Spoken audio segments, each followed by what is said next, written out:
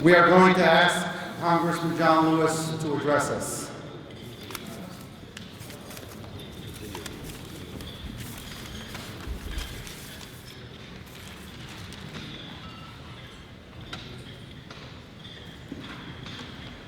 Good afternoon.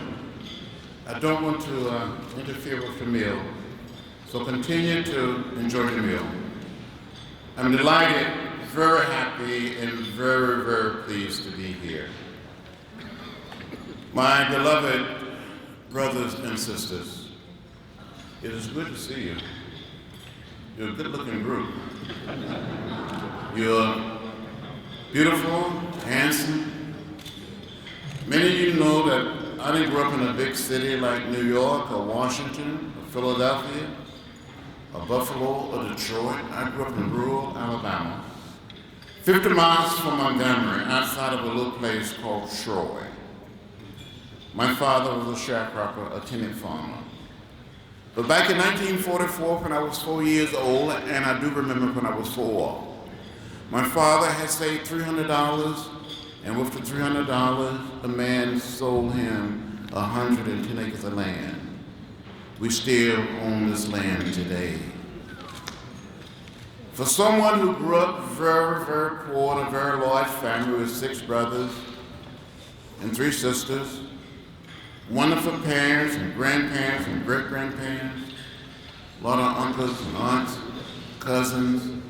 When we would visit the little town of Troy, visit Montgomery, visit Tuskegee, I saw those signs that said white men, colored men, white women, colored women, white waiting, colored waiting. I would come home and ask my mother, ask my father. They would say, that's the way it is. Don't get in the way, don't get in trouble.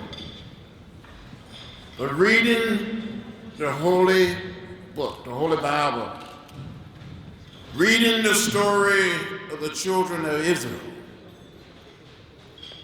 hearing the music, go down Moses' way down in Egypt land, tell old Pharaoh to let my people go. Reading the story of slavery, and later hearing about Rosa Parks. Meeting Rosa Parks when I was 17, meeting Dr. Martin Luther King Jr. when I was 18, inspired me to find a way to get in the way, to get in trouble, good trouble, necessary trouble. Growing up there in a little town, outside of the little town of Troy, I heard people referring to members of the Jewish community, saying, Jew. And as a child, I tried to avoid using the term that it was almost like saying the N-word.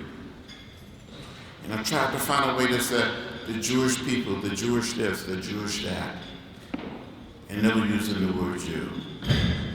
And getting involved in the civil rights movement, many of my closest and dearest friends became members of the Jewish community.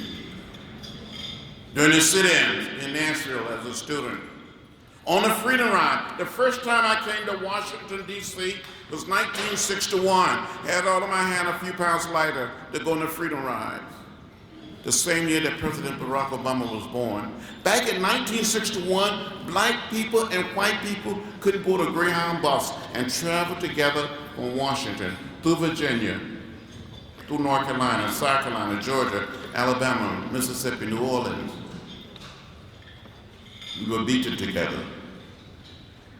Many young members of the Jewish community, rabbis,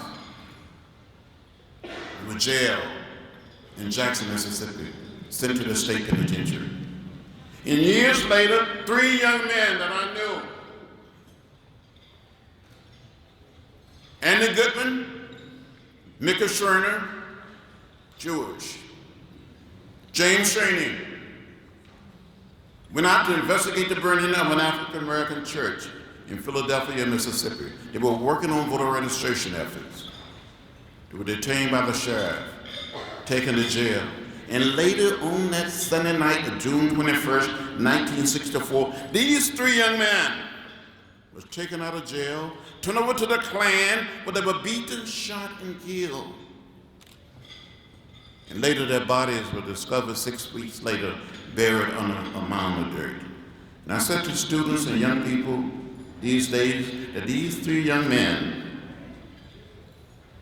didn't die in Vietnam.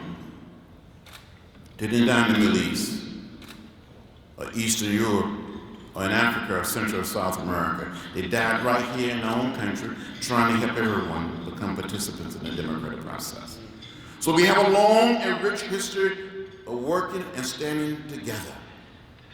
When we march in Selma, long before we march, but when we march here in Washington on August 28, 1963, Rabbi Prince of the American Jewish Congress was one of the conveners of the march.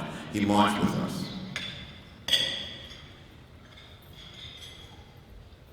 After Bloody Sunday, Rabbi Herschel marched with us.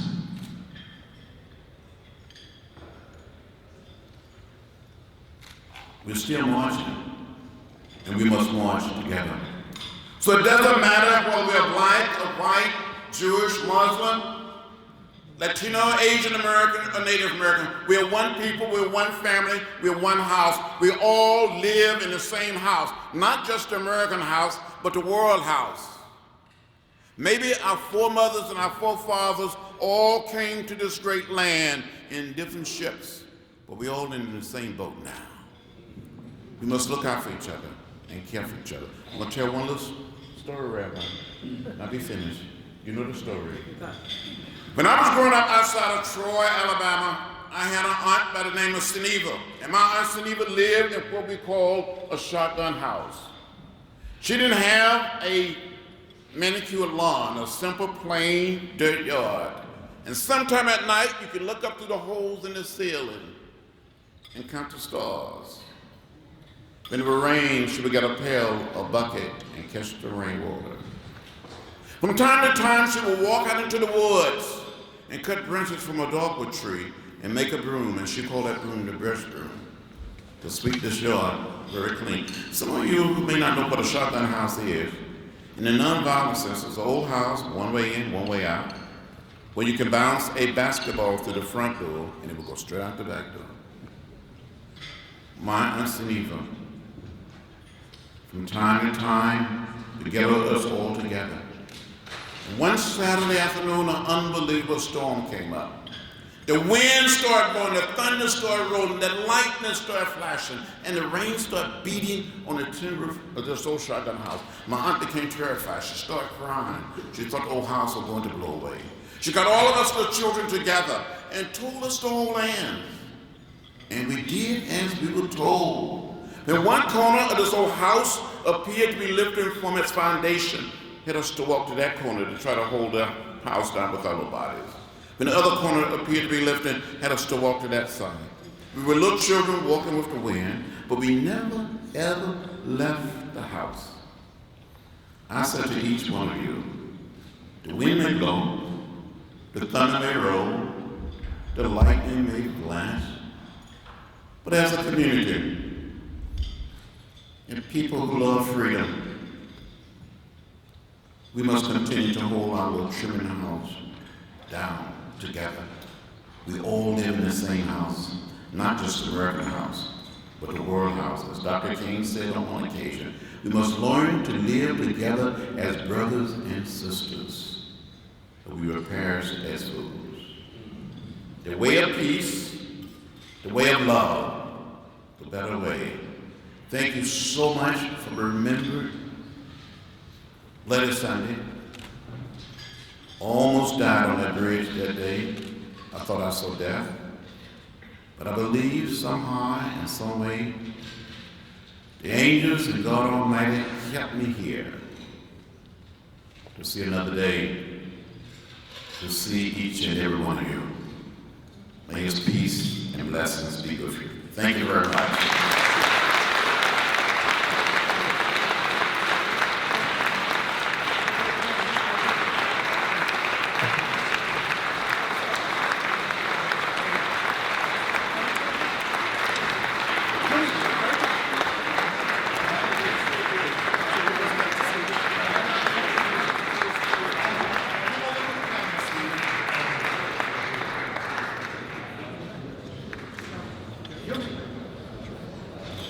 look here. Look Everybody look down on the chair. here.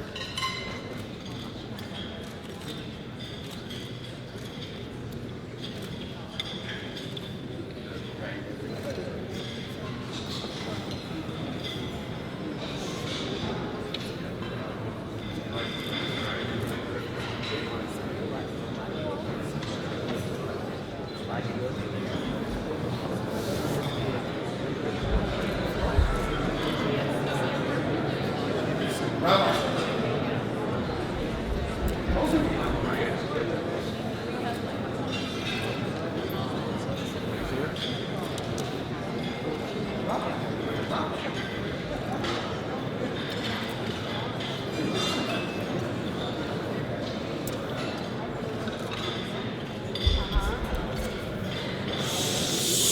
Please be seated. The program will proceed immediately.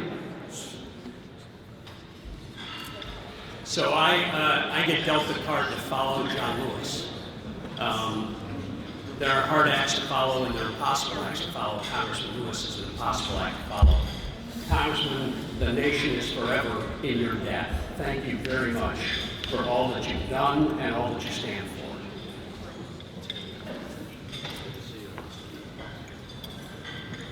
One of the most interesting impacts of the work that John Lewis and other pioneers for civil rights, both Jews and non-Jews, paved the way for is the changing nature of the United States South.